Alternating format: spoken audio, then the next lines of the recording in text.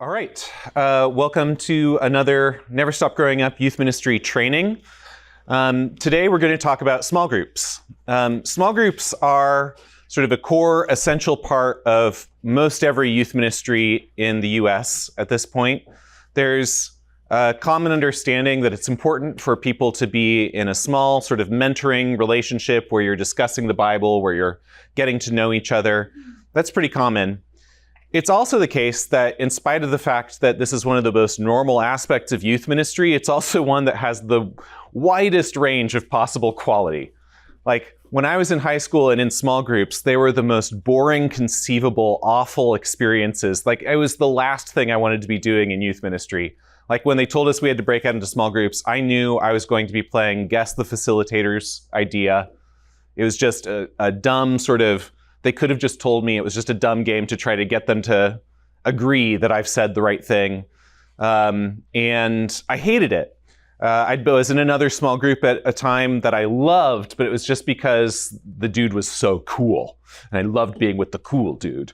You know, and it was like fun, but it was sort of all about this person.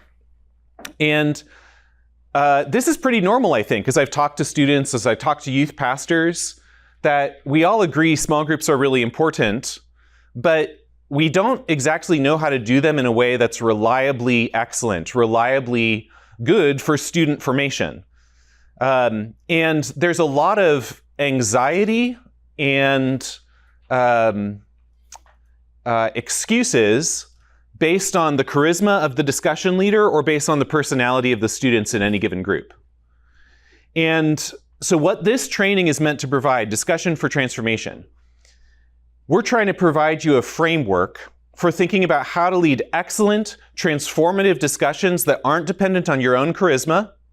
Charisma always helps, no matter what context you're in. But if you're relying on your charisma, then you're making sheep that follow you, rather than raising up people who are thinking with Christ. And that doesn't require your students to be a certain personality type. If you've got a whole bunch of introverts, this method, if applied properly, works just as well for them as a whole bunch of super talkative kids. So this way of leading discussion is taking the craft of small groups seriously, trying to understand what it is that makes excellent discussion leading regardless of personality, and what it is that makes excellent discussion participation regardless of personality, so that we can see students' lives transformed as a result. And I really believe that small group discussion has a unique and powerful ability to transform people's lives who participated in it in a careful and considered way.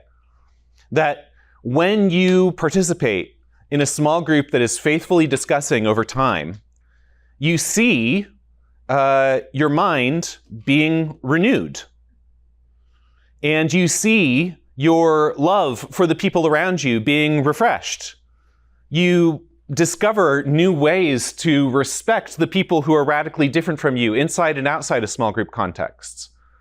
And you arrive at a place of greater ownership of your faith and delight in the relationship, the intellectual relationship and the emotional relationship and the spiritual relationship you can have with the Word of God and with Christ. I've seen it really transform lives. So we call it discussion for transformation, not because it's cute marketing language, though it is, you know, shun, whoo, but because we're trying to make real the promise embedded in the command in Romans to be transformed by the renewing of your minds.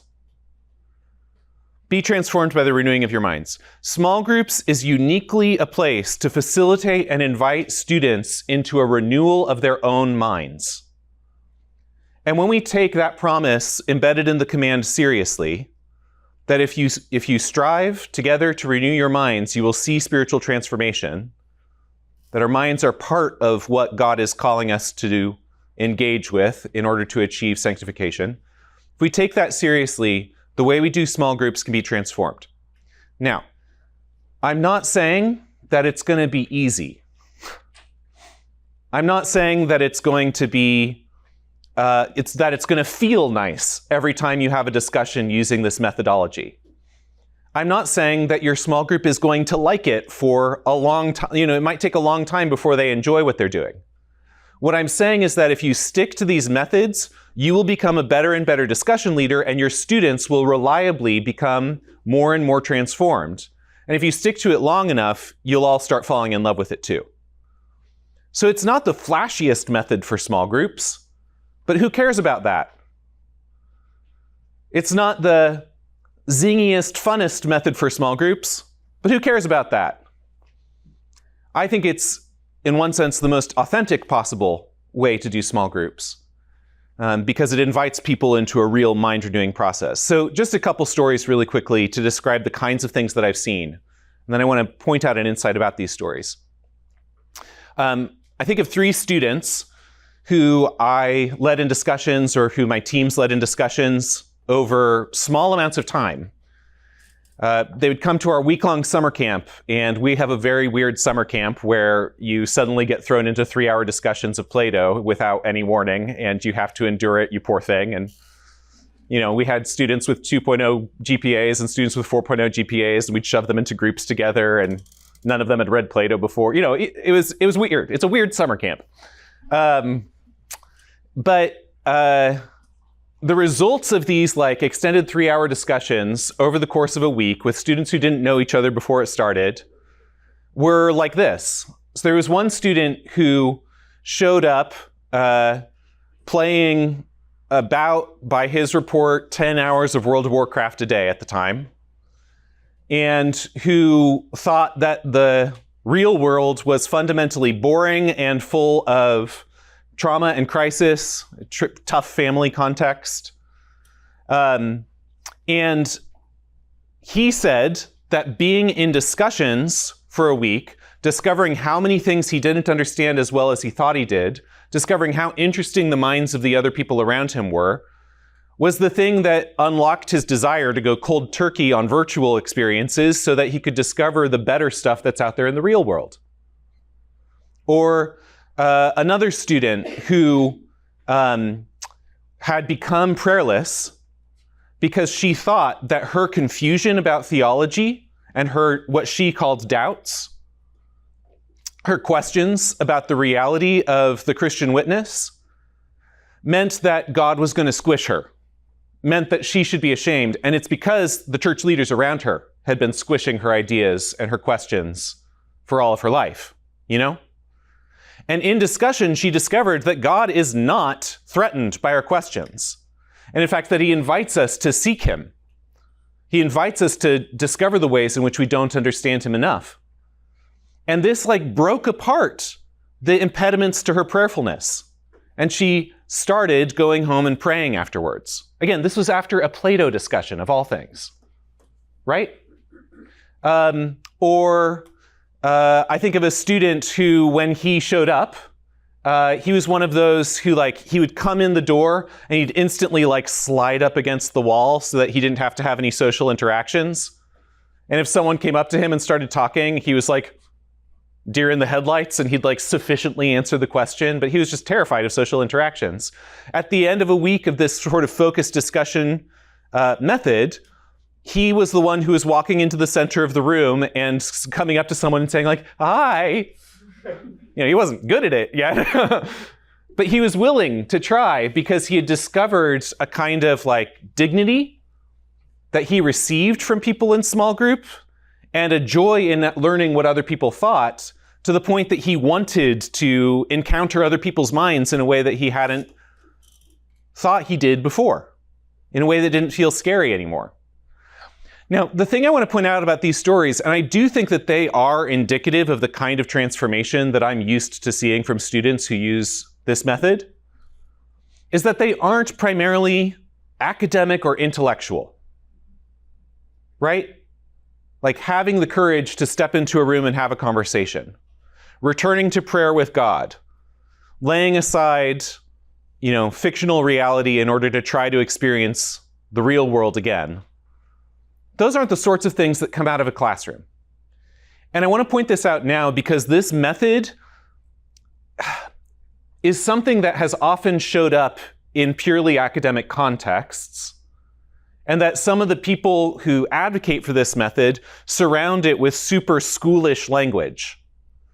But it's my firm conviction that this is a common human inheritance, a common human practice.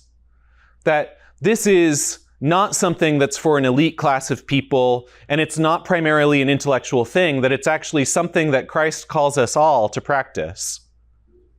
And that it's something that isn't dependent on any abilities if we show up honestly to join together in the pursuit of truth. So this kind of discussion is incredibly valuable. Incredibly valuable. It's transformative, just like the Bible said that something like this would be. It's also, I think, unfortunately, vanishingly rare. And the reason that it's rare is not because it's inaccessible to people. The reason that it's rare is not because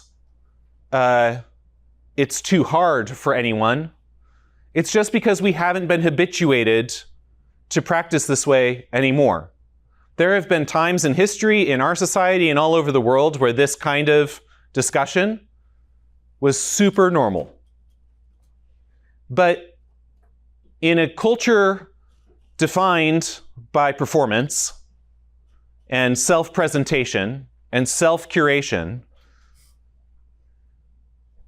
this kind of honest interaction, mind to mind, around a beautiful text like the Word of God is fraught with all sorts of anxieties. You know, what if they think that I'm stupid? What if I get unmasked as not the good Christian kid that everyone thinks that I am? What if? What if they all realize that I'm not actually all there? What if I get kicked out of the club? These kinds of things have formed culture-wide pressures, not just among youth, that have sort of starved and choked the possibility of real, intimate experiences of shared renewal of minds. So there are cultural forces and social habits that are normal to all of us that we're going to have to resist and fight and reject. And that's going to be hard work to help your students do it and to do it yourself. But the thing that you're fighting for isn't itself radically difficult. It's just unusual to us, unfamiliar to us, and we have to repattern our minds and repattern our hearts to be able to achieve it well. Does this make sense? So discussion, it's for transformation. It's simple. It's not based on your excellencies, but it's also really rare because of cultural forces that choke our willingness to try this fundamentally simple human thing. So what is it? What are we talking about when we talk about discussion? Because you all know, you could do all sorts of different things in a small group setting. You know, not every conversation that people have is the kind of thing that I'm talking about, right? You don't expect someone to stop sliding along a wall and walk into the center of a room in a place where it's just small talk all the time. They'll probably stay against the wall. Small talk's exactly what they're trying to avoid.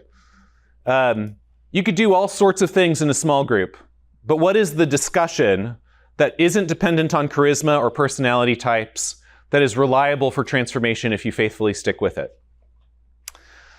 It is defined in a simple sentence, which I hope you'll all learn and memorize, because knowing this sentence is going to be the most helpful tool for making sure that the thing that's going on in your small group is this reliable form of discussion.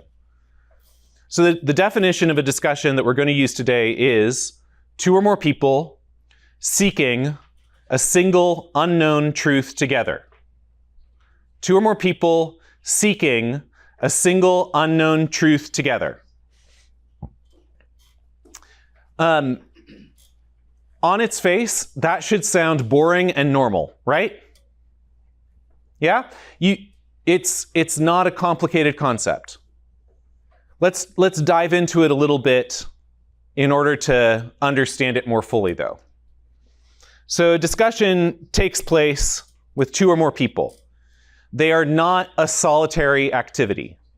It is a group of people thinking together. And I want to say that you could have a group of people in the same space who are still functioning as, physically proximate individuals rather than being a group of two or more people. So this is the thing that groups do together. It's a group activity, not an individual activity. And the key verb here is seeking. Seeking. The verb that we're talking about is not talking, for example. It's not two or more people conversing, two or more people opining. The key word here is seeking. And this is the activity of a group that's in a discussion. This is what makes discussions so alive and exciting, because seeking is the activity of adventurers and explorers and scientists and artists who are uncovering new discoveries. Going out there and saying, there's something that I don't have my eyes on, that I don't have my hands on, let's go find it. That is the fundamental activity of a transformative discussion. And as you'll see moving forward, this is so important to keep in mind, especially if you've got a group with a bunch of introverts or internal processors. Because if you do, and everything is silent for 20 minutes, that might be the best possible thing that you could do together. If the introverts and internal processors are thinking, if they're seeking, and they're just not ready to share yet. And that can feel so awkward when you first get into a situation like this, right? Especially for the students, right? They'll be like, are we and you'll want to get rid of their pain. You're like, no, it's fine. Just keep thinking and then talk when you've got something to share. So the goal here isn't talking. The other side of that is speaking as a talkative person. Surprise, surprise, the lecturer is a talkative person. Speaking as a talkative person, the kids who can run their mouths infinitely are sometimes the least likely people to be actually seeking the true answer to the question. Because I'm a talkative person, I'm as likely to use my words to defend myself from someone or from reality, or to avoid a situation, to weasel my way out of discomfort, as I am to use them to seek truth. So the question is not, are we having a lively exchange of words? The question is, are we seeking together? And sometimes that will need to summon speech out of someone who feels scared of talking because they're the one who's been seeking the truth and they've got something to share even though they feel socially awkward. Sometimes it'll mean helping the whole group realize that we should talk a little bit less in order to figure out the thing we're trying to figure out more. You got it? So this is the thing that discussions are keyed into, the activity of seeking. Seeking. And the thing that you're seeking is a single truth, and it's an unknown truth. A single unknown truth. So let's talk about the singleness. It is almost impossible to think together about more than one thing. If it's going to be a shared thinking activity, you need to be gathered around a single object to think about all at the same time. This is pretty straightforward, right? In order to be together physically, you need to have a room, a single space, a single table. In order to be together in seeking, you need to be seeking a single object, or else you aren't going to be together. It's pretty straightforward, right? Now, this is important. I'm not saying that it needs to be a simple single thing, a non-complex single thing. You could be looking at a single thing with 5,000 subcategories or 5,000 subparts. But you are clear altogether that you're seeking a single thing, that complicated thing over there. Make sense? And then you're seeking an unknown thing. Now, this is a little bit of a redundancy within the definition that I use, but I add it here to make a point. Because when you're seeking something, it should be pretty obvious that it should be something unknown.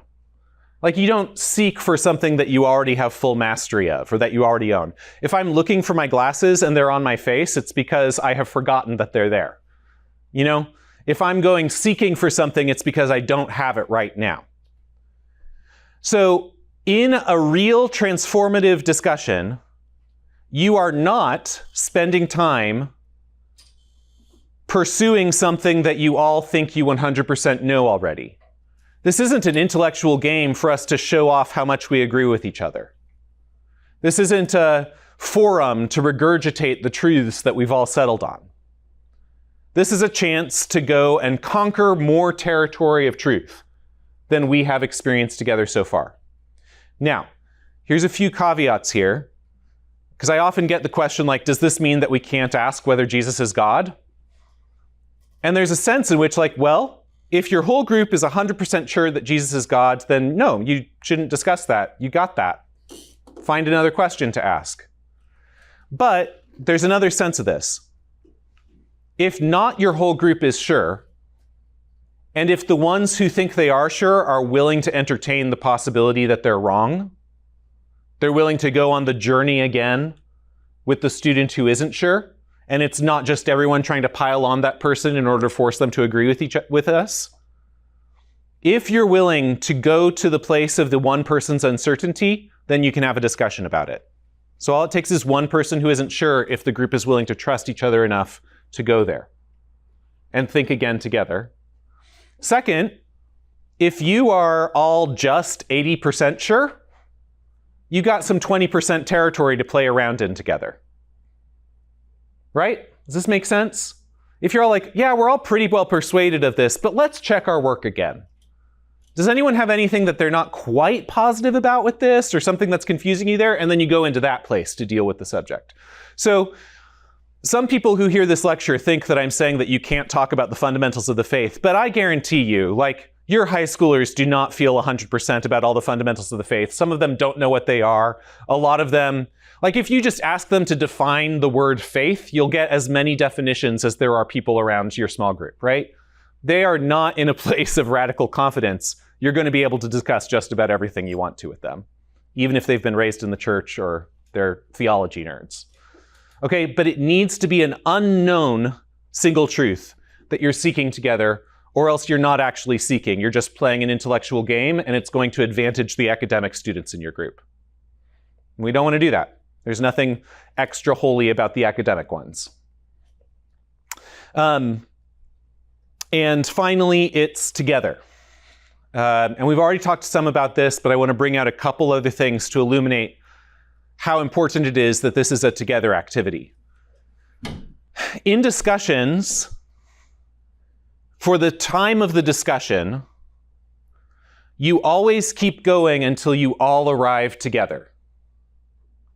So it's a no man left behind sort of situation. You go get Private Ryan. That's an outdated reference at this point, I think, but I apologize, whatever.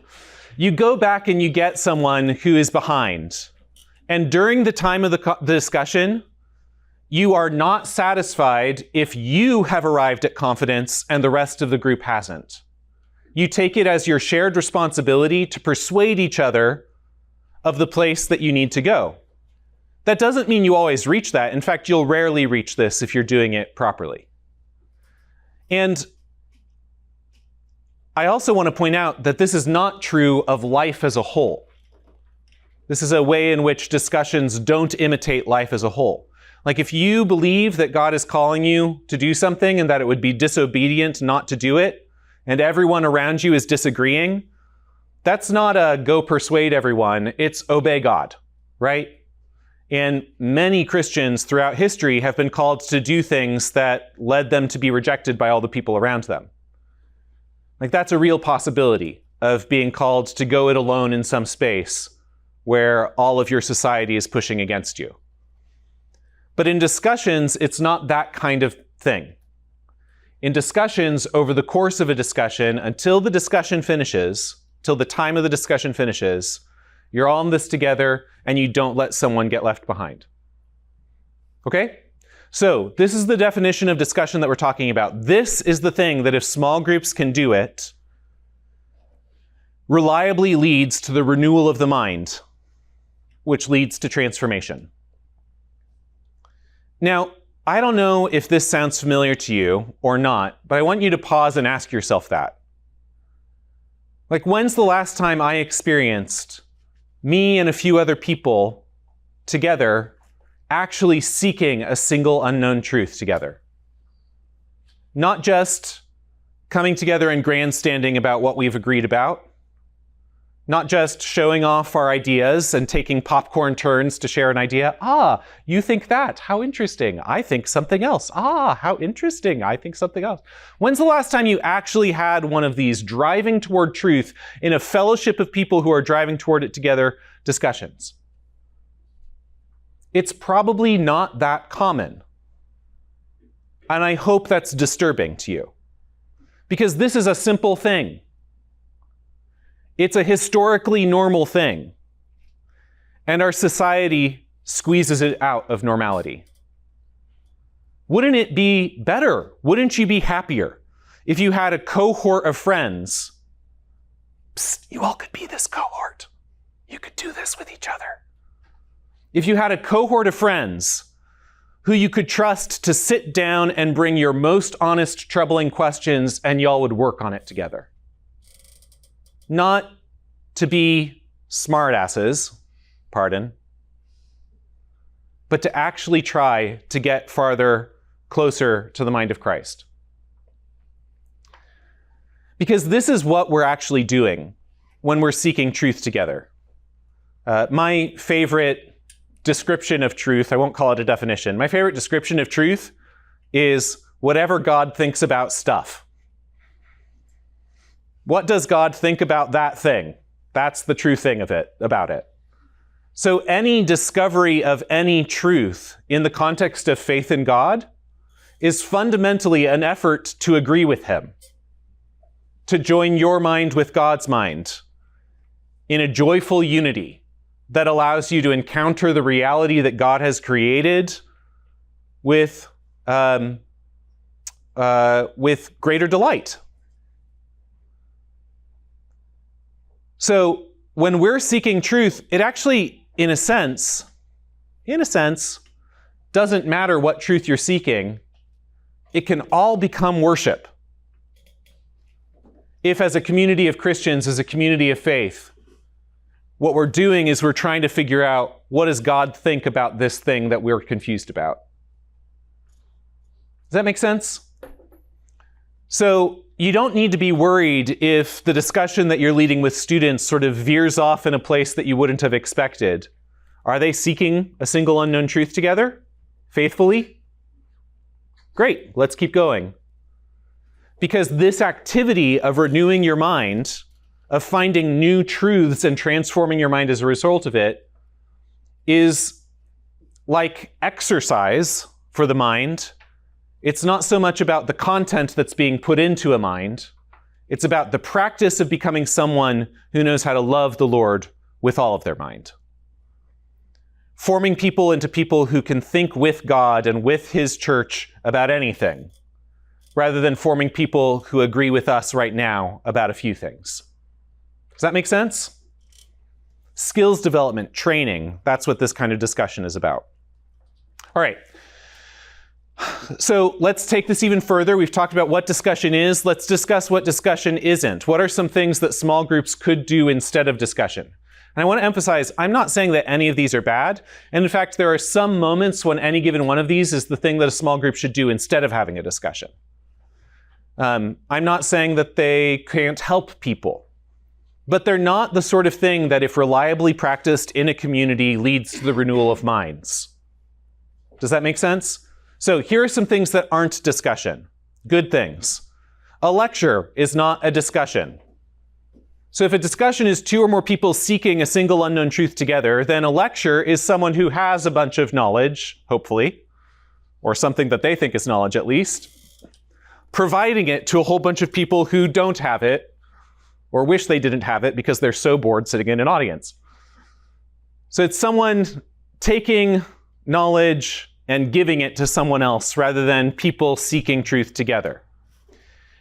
It is so easy to turn small groups into secret lectures where the facilitator is just trying to get all the students to have the same idea that they have, where you're just trying to download something.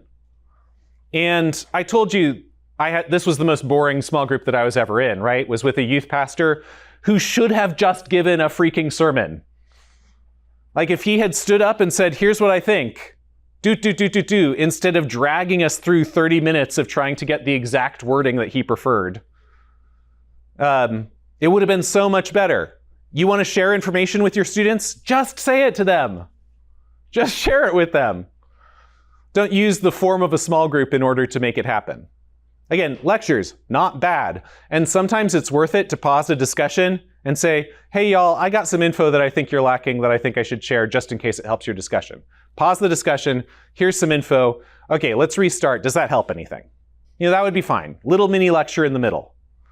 Might not be a good idea in any given case, and we'll talk about how to make those decisions in this next lecture. But a discussion and a lecture are fundamentally different things, and lectures are sneaky. Lectures can sneak into discussions because we're not used to having these shared thinking experiences. We're used to doing our research on the internet and then showing up and telling everyone what we think about stuff. Okay, so it's not a lecture. It's not a chat, which is 2 or more people using language to share affection and pleasure. It's not truth-seeking. It's using language to be like, wow, you're awesome. I'm awesome. We're awesome. We like each other. Woo, woo, woo, woo, woo, woo, woo, woo. It's about having a sort of shared social experience. It's about having fun together. Or just saying to each other, yeah, you're cool. That's a chat, right? You might talk about ideas, you might talk about real things, but usually chats kind of veer away as soon as it gets into confusion land because that's just too much for a chat, right? A lot of your students are going to feel uncomfortable with discussions, and so they're going to try to turn as much as possible into a chat. How can we small talk this? And I'm not saying that chats are bad. They're kind of like social glue. They're a system of politeness that is fun. And I mean, not fun for everyone. Some people feel really intimidated by this system of politeness, but if you're able to do it, like it's a really nice central joy of life to be able to chat with people. But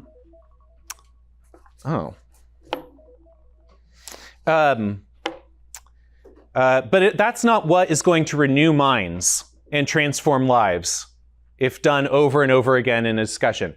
If you're just having chats with your group for a year, you'll have a lot of affection for each other, and that'll go as far as it goes after they leave the group. Okay? So it's not a chat.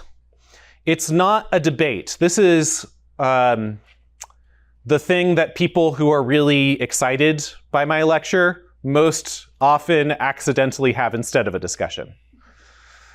So a debate is when you've got 2 camps, either 2 individuals or 2 groups of people, who are trying to dominate each other in order to prove that their point is better. It's not people seeking truth together. It's people entering into intellectual competition to try to win over the other person. It's not persuasion, it is dominance. And like, if you look at most formal debates, you might not hear this rhetoric about it, but like, when's the last time you watched a formal debate where you thought there was any possibility that one of them was going to be like, actually, you're right? That's not what it's for. And usually it implies a real or an imagined audience. And sometimes you'll discover that a couple people in your group, or maybe you're doing this by accident, are using the format of discussion in order to maintain a debate with one another, a competitive debate. And that's actually a way to kill discussion really easily. Because as soon as you're on opposite teams rather than on one team with a no man left behind sort of situation, you're not going to be seeking truth together, and power dynamics are going to come into play in a way that doesn't have anything to do with truth. Debates, I should say, I was using pretty negative language about them there. I really enjoy them. They're a lot of fun. You know, they're in a similar category to me as like roasts and stuff, like really fun to watch. And often they can be like inspiring of deeper reflection about things for me as I observe one of them or as I participate in them. So not bad, just not going to renew minds. That's not what's going to happen after a debate. Next, discussion is not a therapy session. So a therapy session is two or more people seeking healing together, as opposed to seeking a single unknown truth together. Seeking truth can sometimes actually stir up pain, anxiety, fear, stir up injury, because truth is hard sometimes. And a discussion doesn't have the resources in order to go deeply into a practice of healing from the wounds that you're experiencing. Now, there's like therapy and then there's therapy, right? There are certain small groups of students that aren't actually doing a lot of healing together, but really just want to talk about all their problems and issues. You know, it's like bad therapy, you know, untrained bad therapy. What's all the stuff you've got going on? Well, here's all this oh man, that's so hard. Oh, wow, let me pray for you. That kind of certain groups will gravitate toward that like anything else because it feels safe, where being confused together about something and seeking truth does not feel safe. Now, because discussion in the pursuit of truth can sometimes stir up old wounds or old sadnesses or whatever, sometimes it is necessary to pause a discussion to turn to the person who's crying and give some attention to healing, right? But what's happening there is different from the discussion. You've paused the discussion, you've moved on to this care.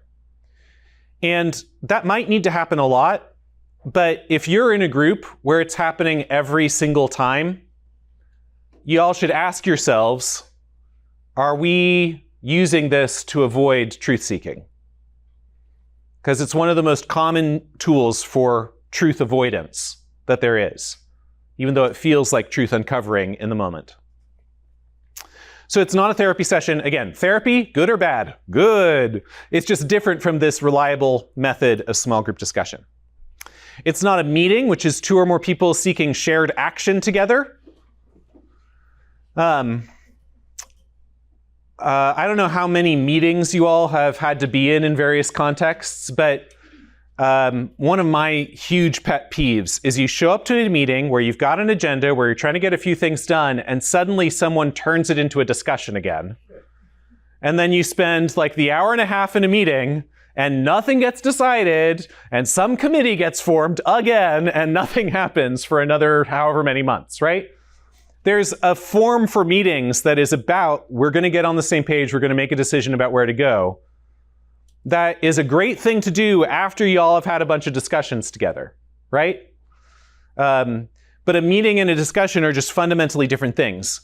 The place where this shows up in youth ministry is with the small group leader usually, or the groups of students who don't feel like it's been a worthwhile use of their time unless they have an application point at the end. Radically false. Like, most of the Bible does not provide application points, in spite of what our traditions of sermonizing might lead you to think. The vast majority of the Bible has no application for you except think about this. Right? So, if you are dissatisfied with the discussion that you have with your students because you don't have action points at the end, you need to think, oh, I wish this was a meeting. I need to get back to thinking about what makes a discussion successful or fail. Make sense? And then the last thing that I want to call out, sort of the opposite of a lecture. A discussion is not an appeal. It's not people who lack information trying to drag it out of people who have information. And boy howdy, are your students going to try to make it that. As soon as they feel uncomfortable with their confusion, they're going to be like, can you just tell us? And there's lots of ways to answer that question in the moment. I'm not saying this is what you say to them. But fundamentally, the answer is no. Why would I do that? Don't be satisfied with my ideas. Go find truth. You don't want them to be satisfied with your answers. You don't want them to become intellectually dependent on you.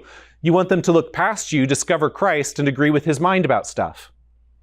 You want to train them to be thinkers who can keep on thinking and growing after they've left your leadership. So one of the main things you'll be doing as a discussion leader is resisting appeals for you to become their truth source and turning them away from you to keep on seeking the truth that God has. Because when they're uncomfortable, this is one of the easiest things for them to try to do in order to shut down a discussion that they don't like.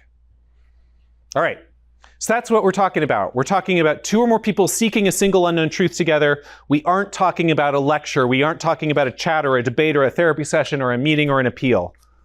We are talking about discussion.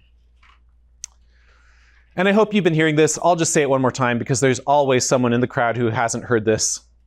I'm not saying that discussion is the best or the pinnacle or anything like that. I'm saying that the discussion is the thing that most reliably transforms students by the renewing of their minds if it's done faithfully over time in a way that isn't dependent on the leader's charisma or the students' personalities. Right? It is the most universal practice for renewing our minds together. And because it is so fruitful, and because our society treats it as so rare, I believe it's the best default thing for a youth ministry small group to do. So it's not that you can't do any of these other things. It's just that I want to encourage you that because your students don't have many other places where this happens, and because it's so good for their souls, have a discussion by default and move to the other thing when you realize that that's what they need instead. Also, because it's something that trains them over time, like exercise, the benefits come with repetition. You can't go to the gym one time and get the body that you want. You can't go to a discussion one time and get the renewed mind that you want. Make sense? So because it's the thing that requires repetition, it should be the default small group activity if your goal is transformation through the renewal of minds in this context of your youth ministry. So let me describe really quickly why I think it is that this kind of conversation, two or more people seeking a single unknown truth together, is so reliable for producing transformative results. First of all, discussion is powerful because its subjects are powerful. The thing that it's aiming toward is powerful. The truth is powerful. When you're in a discussion, when you're looking for truth that you don't know, you're placed into a vista of a world that's bigger than you are, with something desirable out there for you to explore. It's a place where we can recognize again, finally, the reality that we too often ignore, that we are in a cosmos that's greater than our comprehension. And that is a terrifying but also a beautiful and exciting place to live. It is the place where adventures can happen, where romance can happen, where all the good stuff happens.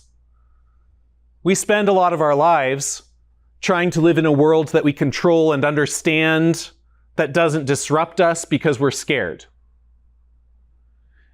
And every once in a while, when you break out of that spot into the wide world that you can't possibly contain within your mind by yourself, it can be disorienting and scary. But also, once you get past that, think about a time when this has happened to you recently, when the comfortable, safe zone of your mind was broken open. You get this whiff of beauty and majesty and awesome wonder that does not fit inside the comfortable, safe zone of your normal ways of thinking and acting. And that's the stuff of life, guys. That's the thing that makes music or art or poetry or film so powerful in the moments that they are powerful, because they crack open this world that we keep ourselves in for our self-protection.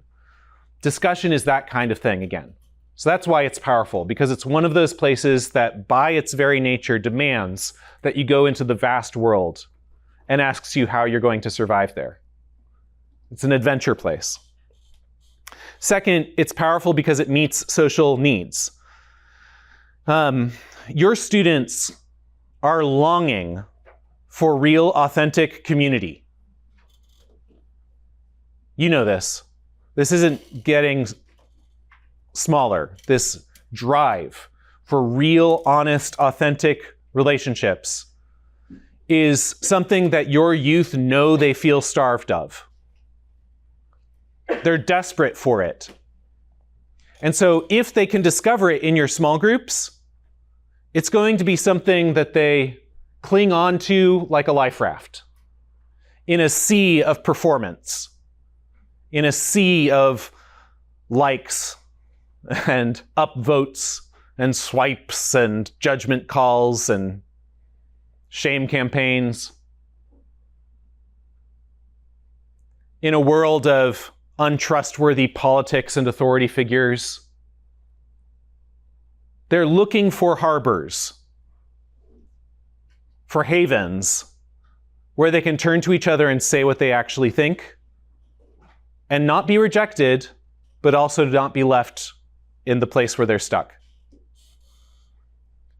This is a defining social need of our time, especially for our youth. And so discussion is uniquely powerful to cut into this destructive cultural moment. And finally, discussion is reliably powerful because it's made by the students who participate in it.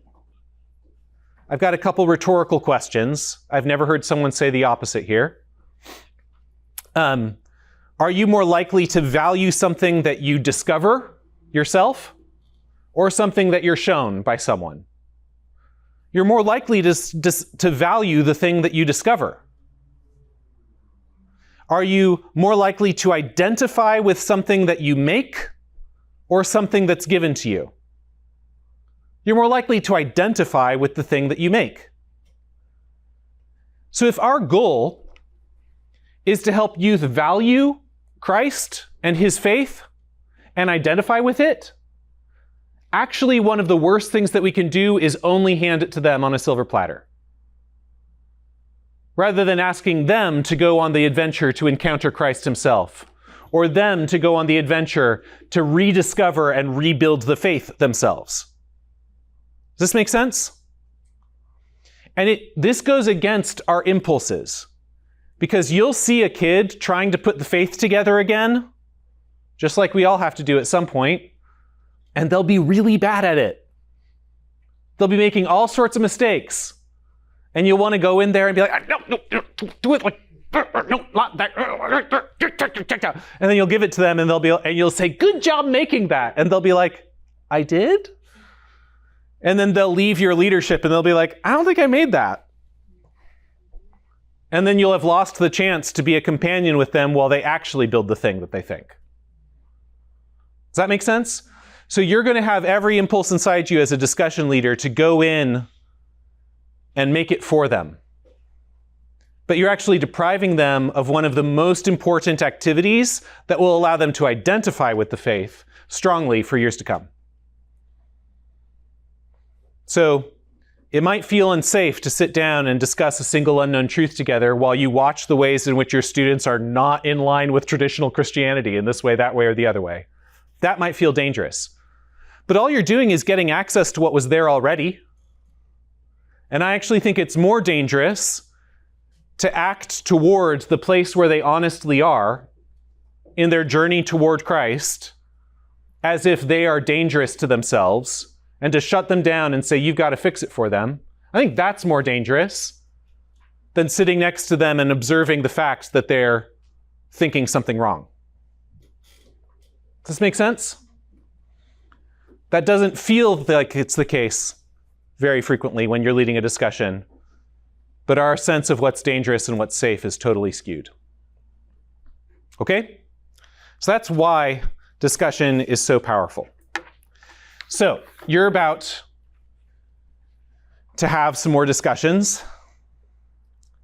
Here are, given everything that we know about what discussion is and why it matters and why it's powerful, here's how to actually do it. Not as a discussion facilitator, but as a discussion participant. I've got 4 simple rules for everyone to follow, no matter what their personality type, no matter what their history, no matter what their identity is. 4 simple rules for everyone to follow in a discussion in order to be able to seek a single unknown truth together. These are things that you could post on a wall or introduce at the beginning of a time when you're going to have a bunch of discussions so that you could point to them at some point and be like, hey, y'all, do we think we're doing these things? And the students can help you figure out how to do them better, okay? So here's what they are. First, be who you are. Second, say what you think. Third, love one another. Fourth, talk about the same things.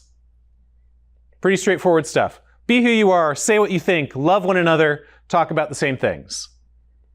Notice there's nothing in there about GPA or theological skill. Be who you are, say what you think, love one another, talk about the same things. Let's talk about those one by one, and then we'll wrap up for this lecture. First, be who you are. Being who you are is different from acting like you're the person you wish you were, or acting like the person who you think everyone wants you to be, or being the person that's going to get you the approval of the small group facilitator. Being who you are means, in the context of a discussion, agreeing together to try your best to take off the masks, to forget about yourselves and the way you're showing up for each other, and just focus on the truth that you're seeking.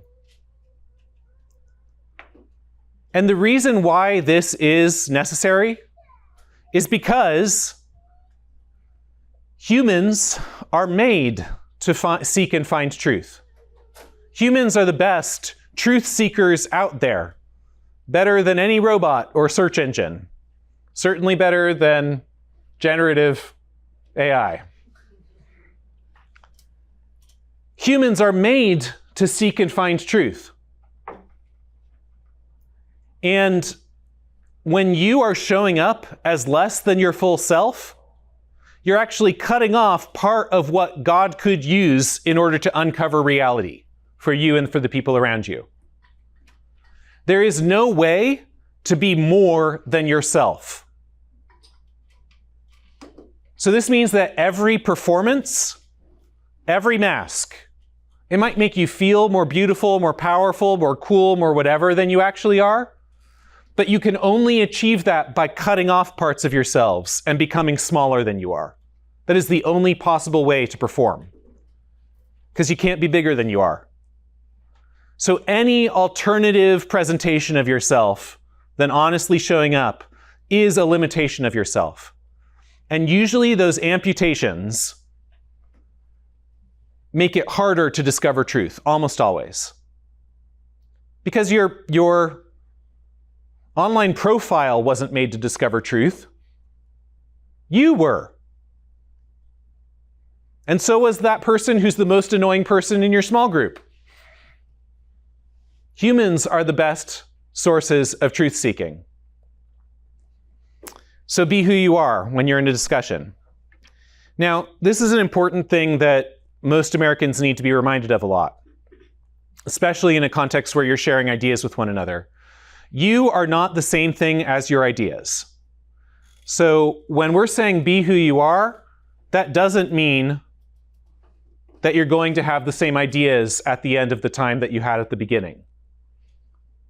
And this is important because for so many of us, myself included, when you put an idea out there and someone disagrees with it or gives a counter argument to it, you can feel attacked, right?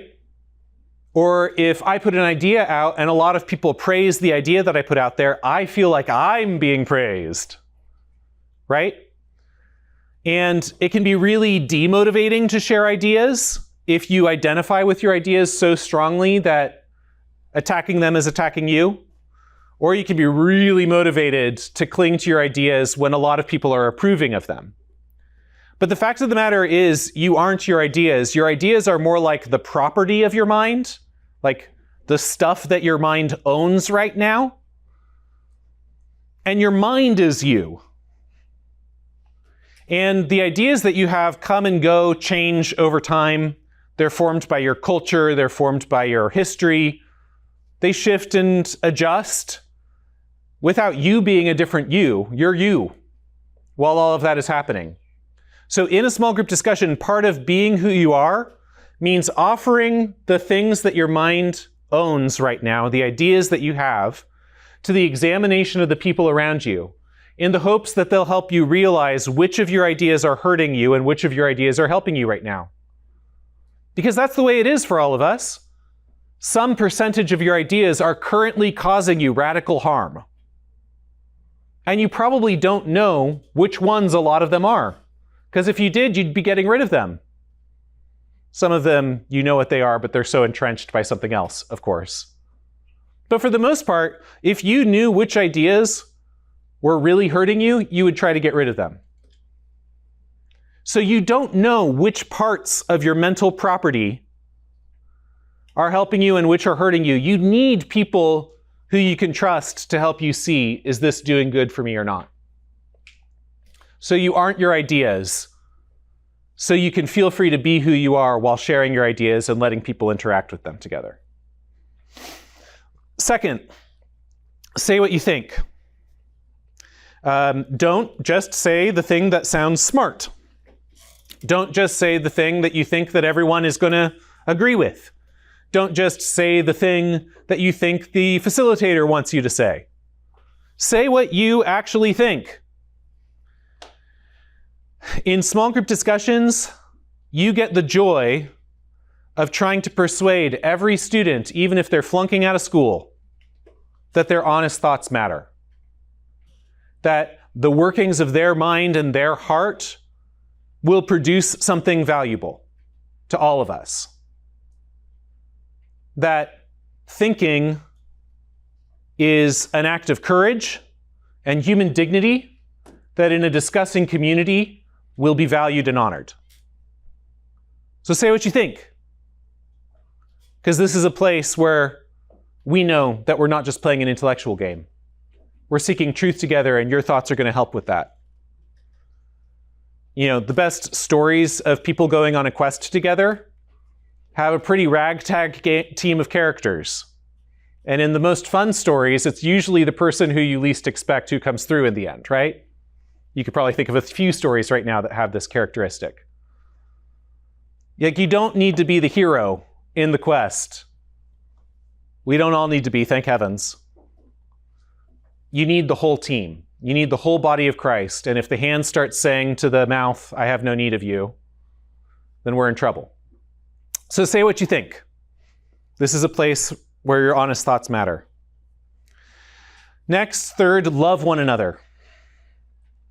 The only way to justly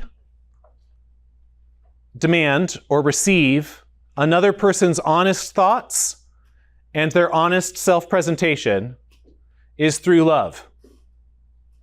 When someone is saying what they think and being who they are, they're in a vulnerable place where they can be more easily injured. Right? So you need to have a group that's committed to trying your darn best to love each other. To say, well, what if this person is right? This person who annoys the hell out of me. And to remember that they're made in God's image just like you are. So if you've got a group that is fundamentally refusing to treat each other with dignity, respect, with love, with kindness, you got to call it out, say it for what it is, and say, how are we going to work on this before discussions can meaningfully move forward? Because a place of vulnerable sharing outside of the context of love, speaking truth but not in love, is a recipe for power dynamics and injury. So love one another, especially the person that's least like you in the room. And this is so important that it might mean that for any given small group, people who fundamentally get to a place where they will not will to try to love each other should just be separated for the sake of everyone else in the group. Like, I think it's pretty important to take stock of whether the small groups are working well for the people who are in them every so often over the course of a discussing community. Does that make sense? All right. So be who you are, say what you think, love one another, and talk about the same thing. This last one is kind of fun. The main point that I want to make here, and that I hope that you'll communicate to your students and that you'll remember as you go into discussions yourselves, is that just using the same words as one another does not mean that you're talking about the same things. You know, if you've got two people who are roommates who both use the word clean, you very quickly discover that what one person means by clean is fundamentally different and horrifyingly worse than what the other person thinks of the word clean. Right? Or, like I mentioned before, if you ask a room of Christians, what does hope mean? You'll get about as many answers as people in the room. So the point here is not to use the same words. It's definitely not to regurgitate the same words that the pastor just used last week. It's to talk about the same things, the same ideas. You've all probably had the experience. A minority of people don't feel this, where you're like waiting for the sentence to form. Like, it's there, I just don't know how to say it. The ideas, the things that you're thinking about, even before they're sentences, are the things that you're talking about. And any given concept, if you've got someone who's an excellent talker or an excellent writer, the same idea can usually be expressed truthfully in a potentially infinite number of sentences. There's lots of different ways to say the same thing. And actually, this is one of the best ways to know that you've actually got a handle on an idea that you're trying to grasp, is if you can describe it in 5 or 6 different ways. If you're stuck just repeating the sentence that the pastor said each time and you can't say your own sentence about the idea, then you probably don't actually have the thing yet. Make sense? So the goal here is to talk about the same things, not just to use the same language. This isn't a groupthink project. It's a thinking as a group project. So talk about the same things. All right? So it's pretty simple. It's not actually simple. These are hard to do in practice. But be who you are, say what you think, love one another, and talk about the same things. Your group will not perfectly practice these ever. But if you adopt them as your shared goals and your shared ideals and the reference points that help you get on track when you've gone off track, you'll be in better shape than if you haven't. So this is the thing. This is the activity. Being who you are, saying what you think, loving one another, and talking about the same things. As you, 2 or more people together, seek a single unknown truth, this is the thing that will reliably lead to transformed lives through the renewing of minds. This is what Ephesians 4 talks about when it says speaking the truth in love. It's these communities of truth speakers, formed and knitted together by love, in order to seek God out in the ways that we haven't gained him yet. So let's practice this. You're about to be leading a whole bunch of discussions with your students. You owe it to them too to be part of discussions yourselves. And your community of small group leaders could become the discussing community that renews your mind and transforms you, so that then you can be a reliable leader to lead your students into the same experience of truth speaking in love for the renewal of their minds. So step 1, let's practice together. Let's find people to gather around a text with and try to lay aside the masks. Try to be who we are for a little bit. Try to say what you think. No matter how many times people have told you that you're dumb, your honest thoughts matter. Try to love one another, especially the person who annoys you most. Try to talk about the same things. And go on an adventure to seek what God thinks about the world in a way that's bigger than you can possibly hold on your own. And then, as you are transformed and refreshed and invigorated, as you are rejoicing from living in the real big world that you can't contain, turn around and offer the valuable gift of the joy of being transformed to the students who God's given you to lead.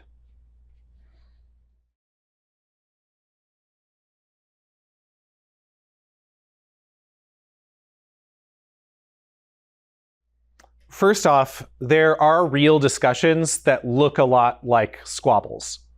Like there are some, like family cultures that look to someone who isn't used to that family culture like they're constantly fighting with each other, but that's kind of just the way they do things, and they're not actually being abusive to each other or something like this. So it's possible that you've got a group of junior highers or high schoolers or college students that are just always going to be like, taking you down. But the question is like, are they ready to be like, oh no, you're right, I'm taken down. So if you are in a sport that's like you can be in this like crazy dynamic, so long as you're actually seeking truth. So if you are honestly ready to change your mind about everything, it can be really passionate and squabbly.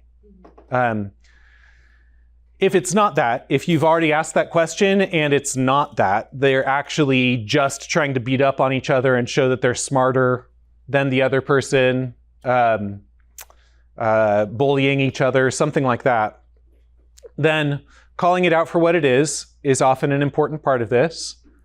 And then an activity that you might try would be like, hold on, what would it take for you to believe that this person was correct? What would it take for you to believe that this person was correct? Nothing? Okay, you may not offer that. You are not in this discussion. You are not seeking truth here because there is nothing that could persuade you that the other person is correct. So we can't have a discussion right now. Let's try something else. But if they say, here's what it would take to persuade me that this is correct, then you say to the other person, are you able to do that? And then you're starting to get somewhere.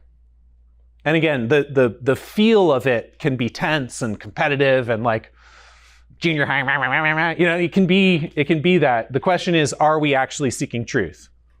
Again, think about the broad range of like adventure stories, like in the world of fiction. There are some pretty dysfunctional seeming cohorts going on quests together in various storylines. You know, like Ron, Harry, and Hermione, not functional for a whole lot of the books, but you know, they actually are committed to each other. They actually are guided by shared things, and they do the work to get over their squabbles. You know, so you might have one of those groups rather than one that sort of drifts peacefully through the universe. But don't be nervous just because it feels tense. Be trying to discern whether they're seeking truth.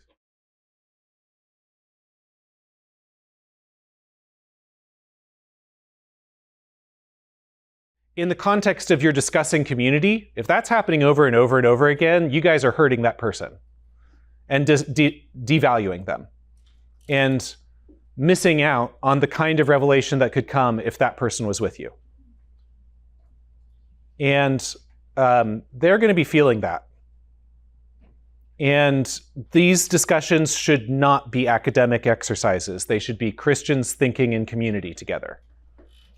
Does that make sense? I think that these will be more fruitful for good thinking than most of school is. Most of school actually sucks at producing good thinkers.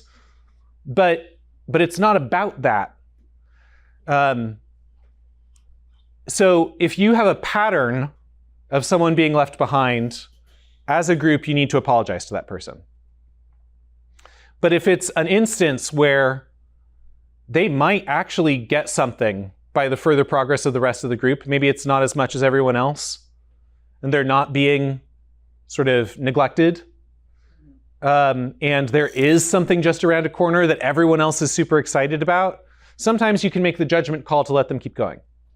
Now, there's also a question about the person who's behind, because acting behind is a way that some students opt out of the activity.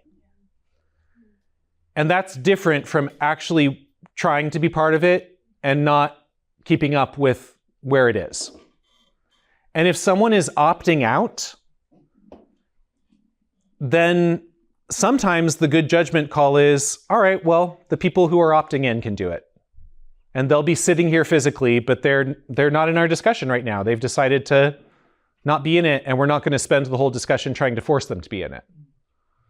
right? That's a way for a certain kind of student to dominate an entire small group for a long time, to become the center of attention in that way. But it's a tough call. Sometimes you'll discover that you thought someone was opting out, and actually you're just reinforcing an injury that's been there for a long time. Bad behavior often isn't what it looks like on the surface. So you got to be careful, and it's worth it even if you've got, a lot of confidence that this person is just opting out and refusing to participate. You should test your theory pretty frequently to make sure that there isn't some other underlying cause that's making them feel like they can't participate, but they wish they could. Because if that's the case, then you're going to need to do what you can in order to unearth that impediment, to get that root out of the ground, And we'll talk more about that in the second lecture. But one final thought about this is that it can feel annoying if you and a couple of your buddies in a small group are building something that's meticulous and it's doing all these things and it's exciting and you're making discoveries and you're going to change your life. And someone's like, wait, what? And you'd be like, ugh. But once you get past that, the practice of needing to figure out how to re-say the things that you've discovered really quickly together is often the place where you discover that you were coasting on enthusiasm rather than actually discovering truth, or that help tie down the concept in a way that isn't dependent on just one articulation of it. So going back to a place of someone else's confusion is actually radically beneficial for the people who felt like they were farther ahead, because it'll help them slow down potentially and notice things that they hadn't accounted for, or it'll help them tie down their ideas more securely by putting another sentence on it. Does that make sense? Yeah, I can see that. Yeah, so it's often the best possible thing for super enthusiastic thinkers to not be led by their enthusiasm. So again, it's a judgment call case by case. The main thing to be looking for as you're doing this over time is to see, oh, we're in a pattern of this. Is that pattern unjust to one of the participants? Or are we doing groupthink instead of thinking as a group? And it's in the context of looking at it over time that you're able to adjust things wisely.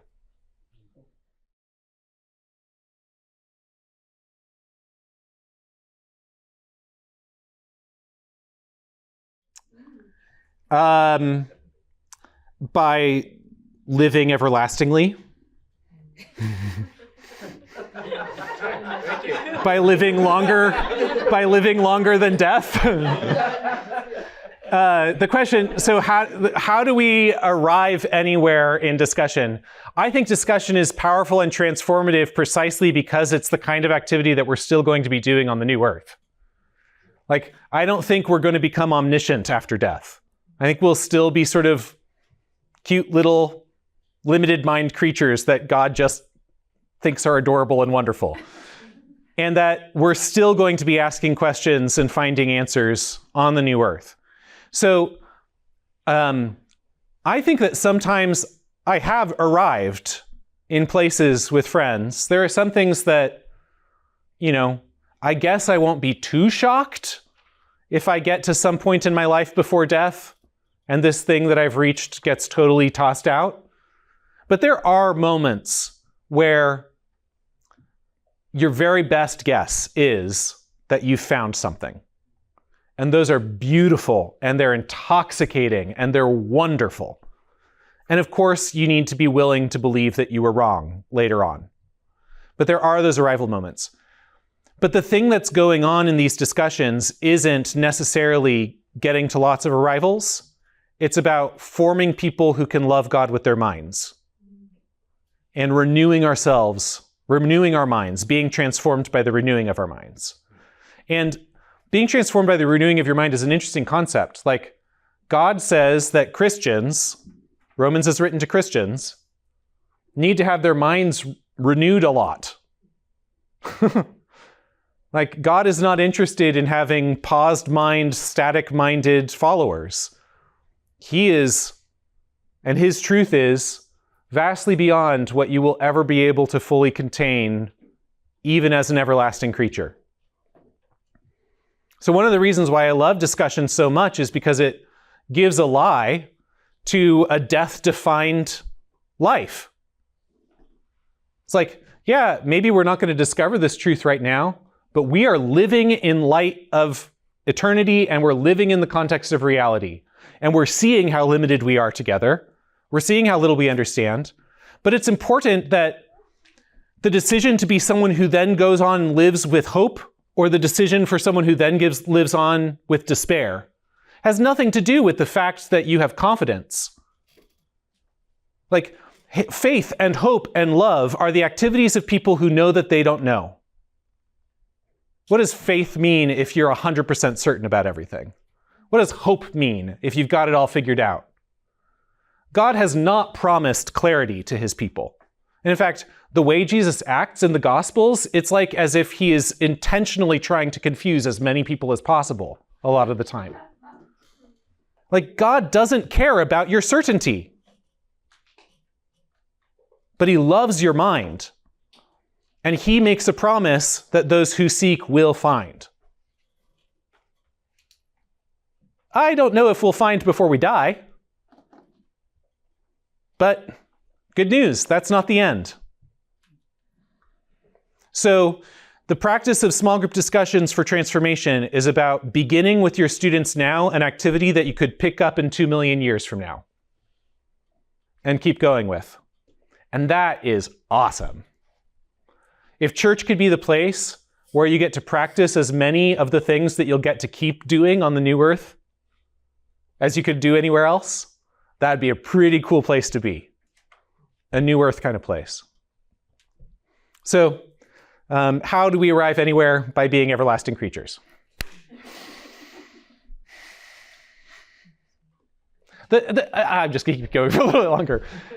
The questions that are most transformative, that matter most, are precisely the questions that humans have been grappling with for thousands of years. Like, what is justice actually? Plato's got some thoughts, and Plato did not figure it out. Other people have had thoughts, still not figured it out.